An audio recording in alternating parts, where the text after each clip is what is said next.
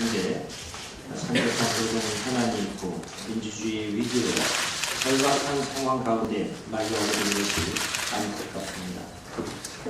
새누리당 정권의 대안 없는 공공부문 민영화 시도로 총파업을 결의할 것이라고 들었습니다.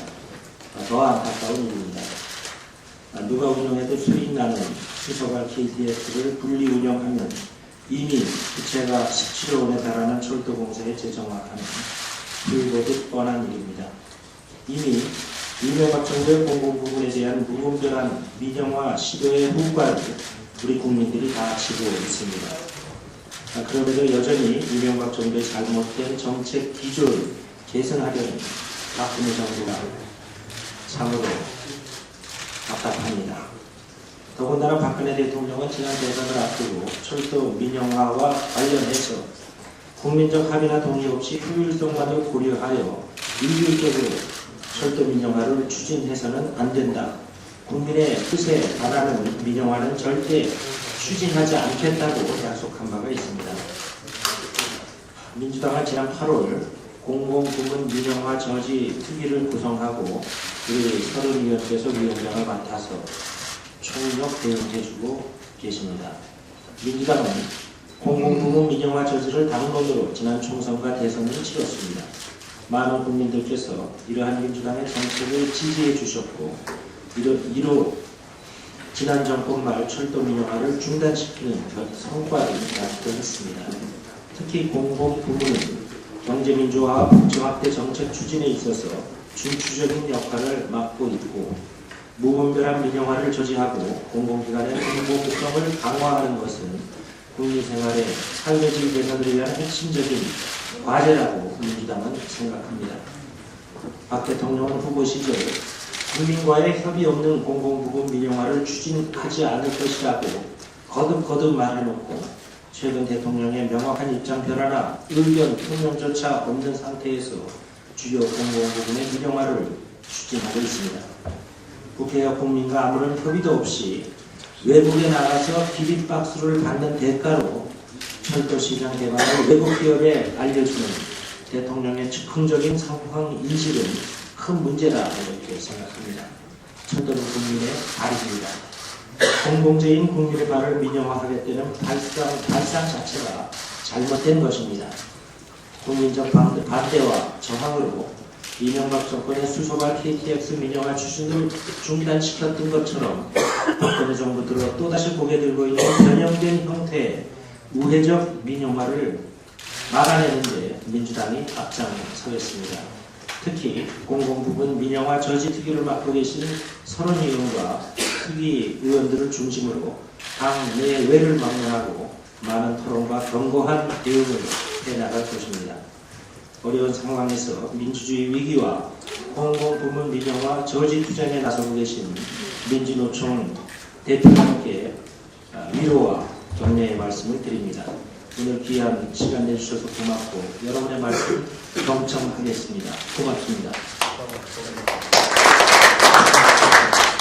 네, 감사합니다. 다음은 민주노총 신승철 위원장님께서 의견 말씀해 주시겠습니다. 바쁘신 시간 중에도 이렇게 귀하신 자리를 마련해 주셔서 먼저 감사드립니다. 지난번 4개월 전이었죠. 천막당사에서 저희가 민주주의 지도부가 선출된 지 얼마 안 돼서 만났었고요. 그 다음에 공식적으로 이렇게 자리를 마련하는 것은 되게 오래간만인 것 같습니다. 그때 저희들이 말씀드렸는데 민주당 내 철도 민영화 반대를 위한 특위성을 요청드렸고 이것을 구성해 주시고 그다음에 서른년 의원님 중심으로 많은 노력을 해주신 것에 대해서 일단 먼저 감사를 드립니다. 소통을 해야 될 시기에 일방적 소통으로 국정을 운영해 나가는 현 정부와 새누리당을 상대로 어렵게 힘들게 운영해 가시는 민주당 김한길 대표님과 의원님들에게 다시 한번 거듭 감사를 드리고요. 지금의 현 정부에서 국민과의 약속이 왜 중요한 것이고 그것을 지켜나갈 수 있는 것이 무엇인지를 아주 여실히 보여주는 정세인 것 같습니다.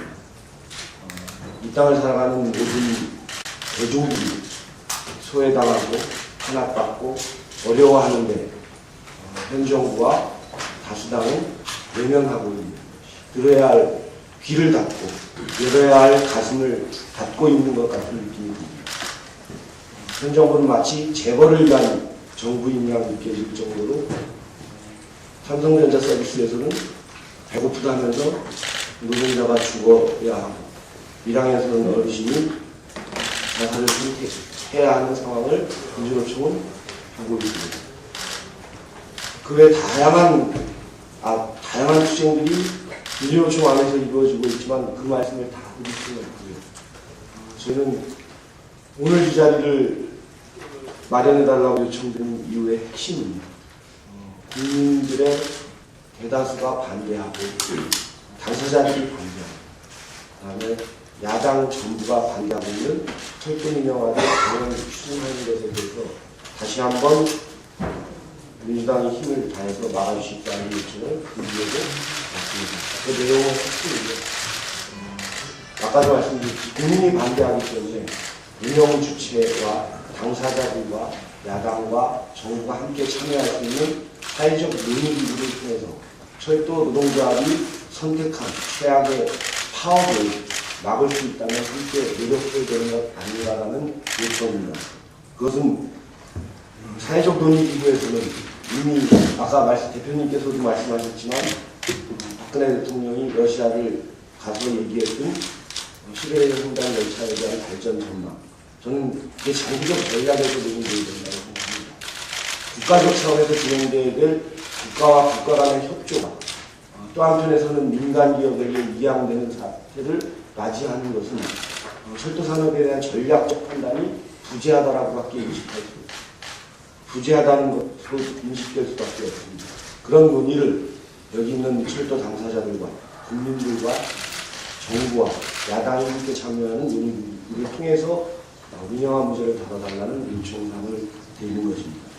그 다음에 조금 더 나간다면 지금 현안으로 철도노동조합이 파업을 결의하고 있기 때문에 국회 상임위, 해당 상임위 차원에서 철도산업 발전 논의를 위한 특별위원회를 구성하는 것이 맞지 않겠는가라는 요청을 드리는 바입니다. 어쨌든 국회 안에서 여야 할 것 없이 해당 상임위가 철도 파업을 목전에 두고 있는 상황에서 아무런 역할을 하지 않고 이것을 일방적으로 추진되는 것을 지켜보는 것은 바람직하지 않다라는 생각을 가지고 있습니다. 그 외에 여러 가지 현안들이 있지만 민영화 특위에서 이미 서른 의원님께서 그다음 민주당이 노력해 주신 분들이 있다라고 믿고요. 오늘은 쟁점 사항의 핵심이 철도 관련해서만 말씀드리도록 하겠습니다. 그리고 바쁘신 시간 가운데서도 이런 귀하신 자리를 마련해 주는 것에 대해서 대단히 다시 한번 감사드립니다. 감사합니다. 우리 당에서 공공부문 민영화조직 특별위원회 위원장 맡고 계시고요. 이 문제와 관련해서 고군분투하고 계신 우리 서른 위원장님께서 인사 말씀 해주시겠습니다. 박근혜 대통령이 대선 당시에 국민과 약속하기를 민영화 국민적 반대가 있으면 민영화 않겠다고 약속을 했습니다. 이 말씀을 한 이유는 유럽의 사회에서 민영화 결과가 지극히 나빴던 것이 박근혜 대통령이 그 말씀을 하게 된 게 아닌가 생각을 합니다. 근데 지금 이런 보면은 국민 절대 다수가 민영화를 반대합니다. 민영화를 하게 되면은 결국은 이용요금이 오르게 되고 그 이용요금은 결국은 국민들의 부담으로 가게 되는 것 아니겠습니까? 그래서 국민일반이 절대적으로 반대합니다. 상황이 이런데 굳이 민영화를 하겠다는 것은 참 이해할 수가 없습니다. 정부는 이거 민영화 아니라고 하지만 그건 거짓말입니다. 민영화를 하기 위한 전초작업입니다. 그래서 국민과 노조가 반대하고 있습니다. 그런데도 불구하고 이걸 가능하겠다 한다면 어리석음을 넘어서는 횡포입니다. 이렇게 해서는 안 됩니다. 아직 시간이 있는 걸로 알고 있습니다. 오늘 이사회에서 수습할 이 자회사를 설립하겠다고 결의를 하면은 이거 민영화를 하게 되는 겁니다. 근데 그걸 안 해야 한다. 지금 철도노조 파업을 말하고 있고 철도노조뿐만 아니고 각 노조들이 연대 파업을 할 가능성이 있습니다. 이거 막아야 합니다. 막아야 하고 정부가 막을 수 있습니다. 정부가 지금 철도를 민영화하겠다는 것은 철도노조 등 공공노조 쪽에서 파업을 하고 죽이는 거랑 마찬가지입니다. 해서는 안 됩니다. 오늘 오후에 있을 이사회를 하지 마시고 국회 내에 여야 공공기관 특별대책위원회를 만들어야 합니다. 그래서 누차 얘기를 했습니다. 만들어서 여야 내에서 여야가 이 문제를 가지고 논의를 하고 그 다음에 이 기구를 더 넓혀가지고 국민과 노조와 시민단체 함께 철도 민영화 문제를 가지고 논의를 해야 합니다. 논의를 해서 결과가 나오면은 그 결과에 따르면 될 것입니다. 정부에 서둘러서 이걸 해야 할 이유는 없다고 생각합니다. 국민 반대가 이렇게 많은데도 불구하고 정부가 강행하겠다면은 템포입니다. 막아야 합니다.